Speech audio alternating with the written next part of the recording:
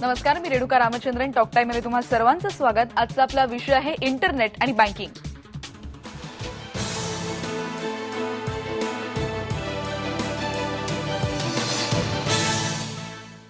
इंटरनेटचा वापर अधिक सुलभपणे कसा करावा आणि इंटरनेटचा बँकिंगसाठीचा वापर यावर आज आपण चर्चा करणार आहोत. आणि आपल्याला मार्गदर्शन करण्यासाठी आपल्याकडे आलेत अतुल कहाते, आयफ्लेक्समध्ये ते टेक्नॉलॉजी हेड आहेत. सर, तुमचं स्टुडिओमध्ये खूप खूप स्वागत. आणि तुमच्या प्रश्नांची वाट बघतोय. तुम्हाला जर काही प्रश्न विचारायचे असतील तर तुम्ही आमच्याशी संपर्क साधू शकता. आमचा नंबर लिहून घ्या, 022668992040 02266899204. आपण चर्चेला सुरुवात करूयात. अतुल, पहिले तर हा शब्द खूप ऐकला, इंटरनेट बँकिंग. खूप त्याच्याविषयी वाटतं की जाणून घ्यायची इच्छा असते. आम्हाला टर्म पासून सुरुवात करायला आवडेल की नक्की इंटरनेट बँकिंग म्हणजे काय? इंटरनेट बँकिंग हा खरं म्हणजे बँकिंगचाच एक भाग झाला. फक्त फरक इतका की आपण नेहमी कसं बँकेच्या एखाद्या शाखेमध्ये जातो, ब्रँचमध्ये जातो, तिथे जाऊन आपण पैसे काढतो, भरतो, चेकबुक घेतो, आपल्याला बँकेला काही सूचना द्यायच्या असतील त्या देतो. समजा ते करायचं नसेल तर आपण कधी कधी एटीएमच्या इथे जातो आणि तिथून ते सगळे व्यवहार करत असतो. हे सगळं करायच्या ऐवजी समजा आपण आपल्या घर बसल्या किंवा ऑफिसमधून किंवा आणखीन कुठूनही हे व्यवहार करू शकलो तर त्याला आपण इंटरनेट बँकिंग असं म्हणू. थोडक्यात सांगायचं तर इंटरनेट बँकिंग हा बँकिंग करण्याचा आणखीन एक मार्ग आहे. पण त्याच्यामुळे बँकिंगचं स्वरूप म्हणजे प्रत्यक्षात बँक कशी चालते, व्यवहार कसे होतात, त्याच्यात काहीही फरक पडत नाही. बरं, खूप छान शब्दात आम्हाला सांगितलं, सोप्या शब्दात. आता याचे फायदे आपण कसे, म्हणजे एक सामान्य प्रेक्षकाला समजायला जर माहिती नाही की इंटरनेट बँकिंग काय आहेत, तर ते सोप्या पद्धतीने किंवा त्याचे फायद्याच्या दृष्टीने आपण कसं सांगू शकू? अनेक प्रकारचे फायदे होऊ शकतात. आपण आपल्या म्हणजे सामान्य ग्राहकांच्या दृष्टीने विचार केला तर एक तर याच्यामध्ये वेळ आणि पैसा या दोन गोष्टींची प्रचंड बचत होते.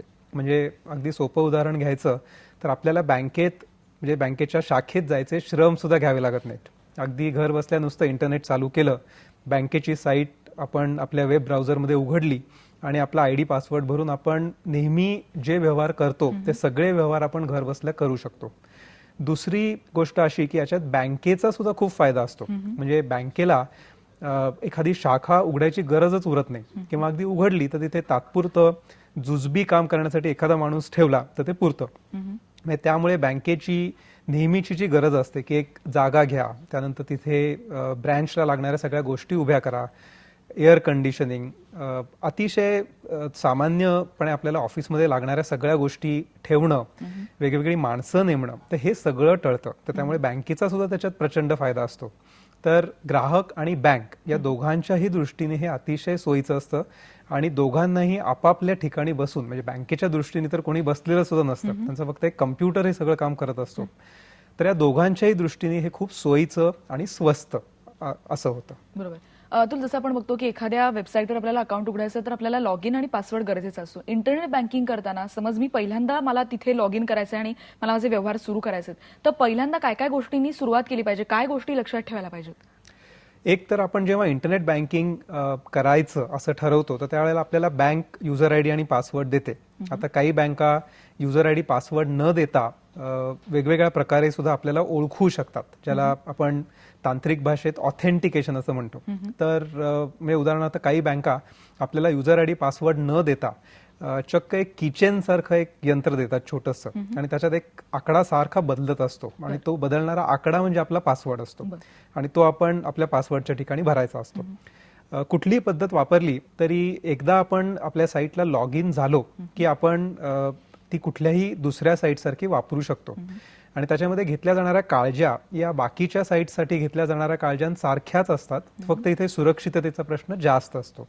तर त्यामुळे अँटीव्हायरस सॉफ्टवेअर वापरणं किंवा सायबर कॅफेमधून इंटरनेट बँकिंगची वेबसाईट ऍक्सेस न करणं, किंवा काही लोक विमानतळावर, रेल्वे स्टेशनवर, आपल्याकडे या सोयी आता आल्यात, बरोबर, तर तिथे या साईट्स ओपन करणं, अशा गोष्टी करतात त्या नाही केल्या पाहिजेत. आणि सगळ्यात महत्वाचं म्हणजे अँटीव्हायरस सॉफ्टवेअर हे सगळ्यात चांगल्या दर्जाचं आणि अगदी अद्ययावत किंवा अप टू डेट असलं पाहिजे. बरोबर. वायफाय कनेक्शनचा मुद्दा आहे, तुम्ही जसं धोका सांगितलं त्याच्यावर आपण बोलणार आहोत. पण आपल्याला रवींद्र ब्रह्मी प्रश्न विचारतात पुण्याहून. विचारा रवींद्र. नमस्कार अतुल, मी रवी ब्रह्मे बोलतो पुण्याहून. नमस्कार.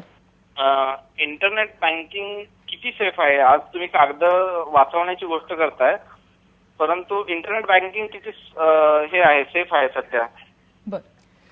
इंटरनेट बँकिंग खरं म्हणजे अतिशय सेफ आहे, अतिशय सुरक्षित आहे.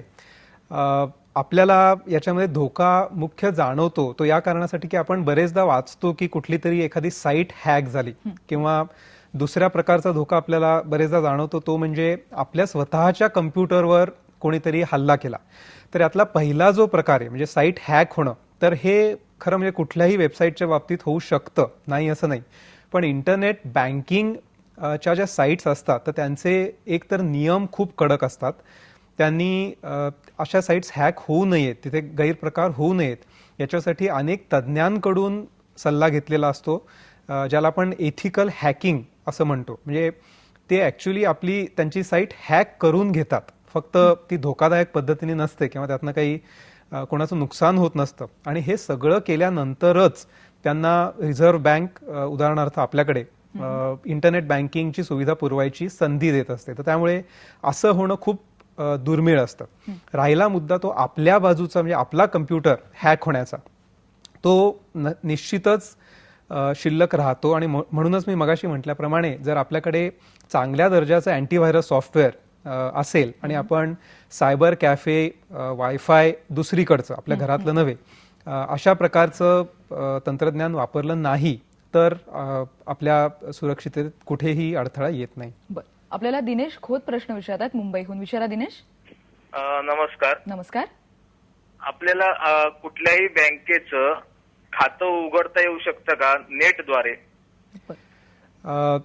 आपल्याकडे अजून ही सोय 100% आलेली नाहीये. म्हणजे तुमचा प्रश्न थोडक्यात असा आहे की बँकेच्या शाखेचं अक्षरशः तोंड सुद्धा बघायचं नाही. म्हणजे अगदी खातं उघडल्यापासून ते सगळे व्यवहार हे आपण पूर्णपणे घरी बसून करू शकू का? तर हे तांत्रिकदृष्ट्या हे शक्य आहे. म्हणजे आज समजा एखाद्या बँकेने त्यांचा फॉर्म PDF किंवा आपण ज्याला ॲडोबे चा फॉर्मॅट म्हणतो त्या फॉर्मॅटमध्ये साईटवर ठेवला आणि आपण तो डाउनलोड करून भरला आणि ईमेल केला तर हे शक्य आहे. पण रिझर्व्ह बँकेचे काही नियम अजून असे आहेत की ज्याच्यातून किमान फॉर्म भरणं आणि अन्य काही व्यवहार हे आपल्याला अजूनही नेहमीच्या पद्धतीने करायला लागतात. परदेशी हे शक्य झालेलं आहे आणि आपल्याकडे काही वर्षांनी हे शक्य होईल. अतुल, दुसरा एक मुद्दा येतो की सगळ्यांकडेच लॅपटॉप असतात किंवा सगळ्यांकडेच इंटरनेट कनेक्शन इतक्या इझिली सध्या समज अवेलेबल नसेल तर मोबाईलद्वारे आपण बँकिंग करू शकतो का? आणि तसं जर असेल तर मग मोबाईल बँकिंग आणि इंटरनेट बँकिंग मधला फरक आम्हाला समजावून सांगा. मोबाईल बँकिंग हे अनेक जणांनी आता लॉन्च केलेलं आहे, अनेक बँकांनी. तर मोबाईल बँकिंग आणि इंटरनेट बँकिंग याच्यातला मुख्य फरक पुन्हा तोच की बँकिंग बदलत नाही, पण आपण कुठल्या पद्धतीने ते बँकिंग करतो ती पद्धत बदलते. म्हणजे इंटरनेटवर लॉग इन होऊन आपला युजर आयडी पासवर्ड भरून मग आपण इंटरनेट बँकिंग वापरायच्या ऐवजी आपल्या मोबाईलमधून SMS पाठवणं किंवा बँकेची साईटच आपल्याला मोबाईलमध्ये दिसत असते, त्यातली योग्य ती ऑप्शन निवडून म्हणजे उदाहरणार्थ चेकबुक मागवा किंवा अमुक अमुक चेक रद्द करा, ती सूचना आपण निवडून मोबाईलमधून आपण त्या बँकेला पाठवू शकतो. तर आता याच्यात पुन्हा प्रश्न असा येतो की मोबाईल वापरून हे सगळं करणं कितपत सुरक्षित आहे किंवा सुरक्षित आहे. तर याचे पुन्हा वेगळे प्रश्न येतातच. म्हणजे मोबाईल बँकिंग मध्ये सुरक्षिततेचा प्रश्न नाहीत असं अजिबात नाही. पण पुन्हा आपण जर का नेहमीसारखी व्यवस्थित काळजी घेतली तर हे व्यवहार करणं शक्य होत असतं. आपल्याला श्रीपती जगदाळे प्रश्न विचारतात सोलापूरहून. विचारा प्रश्न. NEFT आणि RBS असा फंड ट्रान्सफर आपण करतो, तर त्या दोन पद्धतीमध्ये काय फरक आहे आणि त्यातली कुठली पद्धत वापरणं जास्त सुरक्षित आहे? हे जे दोन्ही पर्याय खरं म्हणजे दिले जातात तर त्याच्यामध्ये ग्राहकाच्या दृष्टीने तसा फारसा फरक पडत नाही. म्हणजे NEFT वापरा किंवा अलीकडे RTGS नावाची एक नवीन पद्धत आलेली आहे. तर या दोन्ही पद्धती खरं म्हणजे बँक वापरत असते. आपल्या ग्राहकाच्या दृष्टीने जोपर्यंत त्याच्यासाठी जास्त पैसे पडत नाहीत तोपर्यंत फरक तसा पडू नये. पण थोडक्यात सांगायचं तर NEFT आणि RTGS हे दोन्ही पद्धती तशा अलीकडे आलेल्या आहेत, नवीन आलेल्या आहेत. पूर्वीच्या काळी काय व्हायचं की समजा मी माझ्या खात्यामधून दुसऱ्या कोणाच्या खात्यामध्ये पैसे भरले तर ते पैसे त्या खात्यात जायला बराच वेळ लागायचा. म्हणजे मी आज समजा माझ्या बँकेला सांगितलं की माझ्या खात्यातून माझ्या मित्राच्या खात्यामध्ये 5,000 रुपये भरा, तर बँकेला तो व्यवहार करण्यासाठी 1, 2 कधी कधी 3 दिवस लागायचे. पण NEFT आणि RTGS या पद्धती अशा असतात की ज्यामुळे हा व्यवहार काही तासांमध्ये होतो. म्हणजे ज्याला आपण सायकल्स म्हणतो, तर अशा बऱ्याच सायकल्स रिझर्व्ह बँक दिवसातून चालवत असते. म्हणजे दर 2 तासांनी किंवा दर 3 तासांनी अशी साठलेली सगळी जी ट्रान्झॅक्शन्स किंवा व्यवहार असतात तर ते एका झटक्यात ती पूर्ण करत असते. त्यामुळे मी समजा सकाळी अशी बँकेला सूचना दिली की माझ्या खात्यातून 5,000 रुपये मित्राच्या खात्यात भर, तर त्याच्या पुढची जी सायकल रन होईल तर त्याच्यामध्ये हे व्यवहार केले जातात. सामान्य ग्राहकाच्या दृष्टीने एनईएफटी आणि आरटीजीएस हे दोन्ही सारखेच.